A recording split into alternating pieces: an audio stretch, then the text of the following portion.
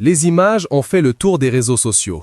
Le mercredi 24 septembre, Donald et Melania Trump ont été surpris en pleine dispute à bord de Marine One, de retour d'un déplacement à New York. Le président américain revenait de l'Assemblée générale de l'ONU, un rendez-vous diplomatique important, bien que marqué par de nombreux incidents techniques. À l'intérieur de l'hélicoptère présidentiel, Donald Trump, 79 ans, a pointé son doigt vers son épouse de 55 ans, visiblement contrariée.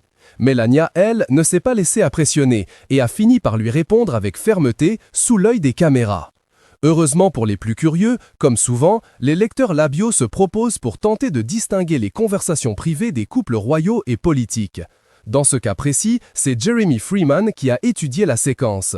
Selon lui, Donald Trump aurait lancé à sa femme « C'était incroyable », puis « Comment peux-tu faire ça ?» L'ancien président reprochait visiblement à Melania un comportement ou une remarque tenue plus tôt dans la journée, alors que son discours à l'ONU avait été perturbé. Face à lui, Melania Trump a tenu bon. À la fin de l'échange, elle lui aurait répondu très calmement « Donald, regarde-moi ». Un moment qui a fait réagir les internautes, tant la First Lady a semblé prendre le dessus sur un mari visiblement furieux. Juste après cette passe d'armes, Melania a secoué la tête avec insistance. Pourtant, à leur sortie, le couple a traversé la pelouse sud de la Maison-Blanche, main dans la main, comme si rien ne s'était passé.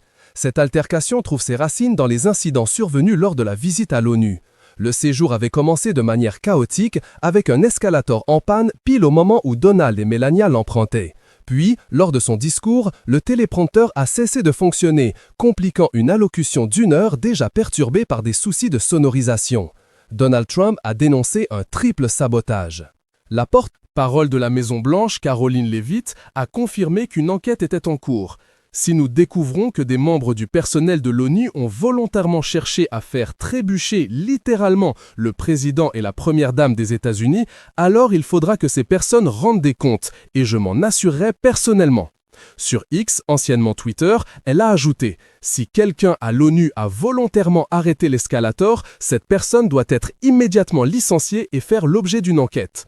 Malgré la colère, Donald Trump a poursuivi son discours en attaquant violemment l'organisation internationale. L'ONU est censée arrêter les invasions, pas les créer ni les financer. Un coup de gueule qui a fait grincer des dents, son allocution ayant duré près de 4 fois plus longtemps que prévu.